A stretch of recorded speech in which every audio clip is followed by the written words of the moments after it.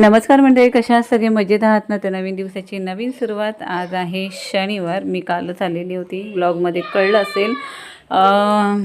आता मी आली ना तर मुलांचं एन्जॉय असतोच.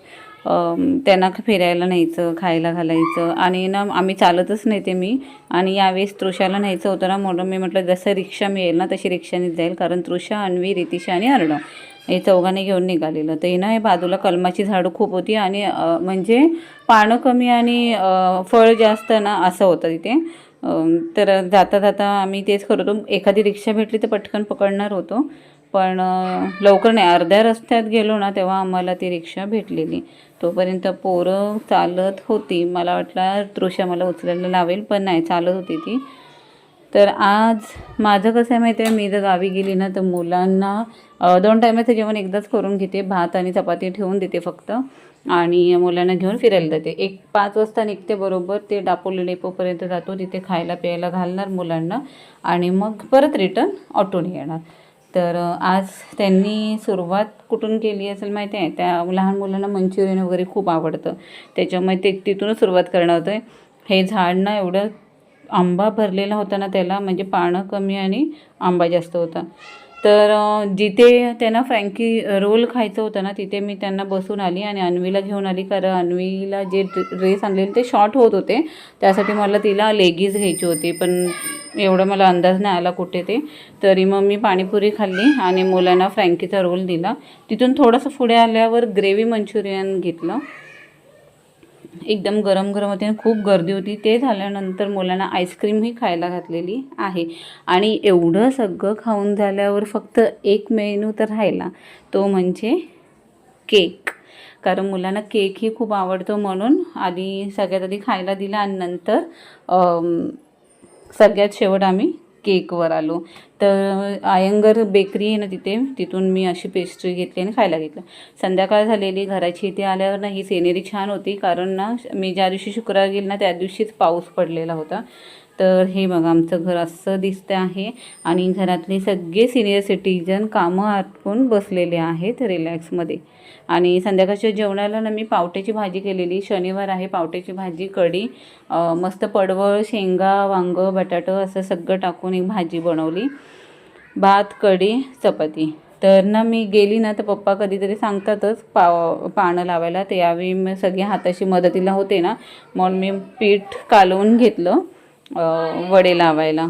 तर ह्याच्यामध्ये मी घेतले लसूण, मिरची आणि जिऱ्याची पेस्ट केली आणि ती टाकली. इथे ना मावशी चपात्या लाटून देत होती. शशीताई आहे ना ती शेकवत होती. आणि हा ना मी पीठ असा तयार केलेला आहे. कोकम नाही टाकलेला आहे मी. चिंचेचं आगळ हे केलं, चिंच बारीक केली हाताने आणि त्याचा कोळ टाकला आणि गूळ टाकलेला आहे आणि मिरचीमध्ये केले. इथे डाळ केली ना, हे बघा. ते इथे ऑलमोस्ट जेवण सगळं झालेलं आहे.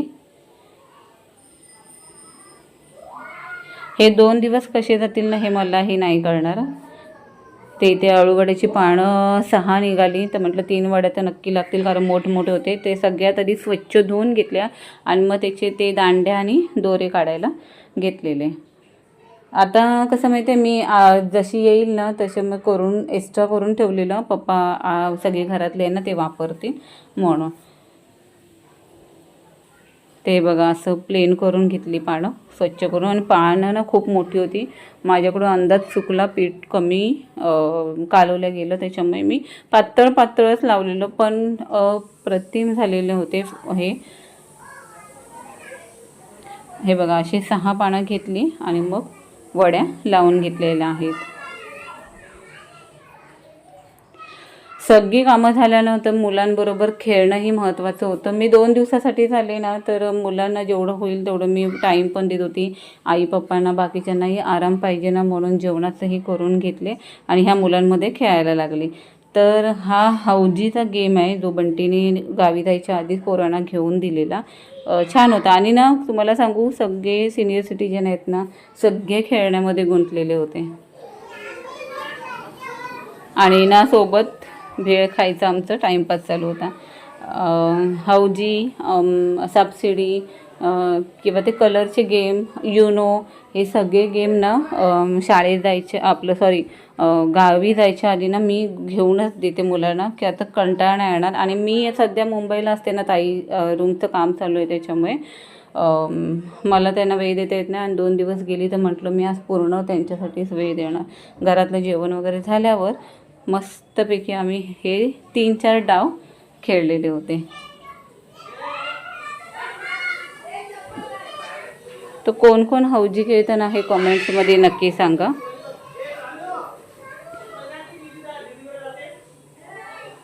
जेवायला बसलो आहोत आम्ही मागच्या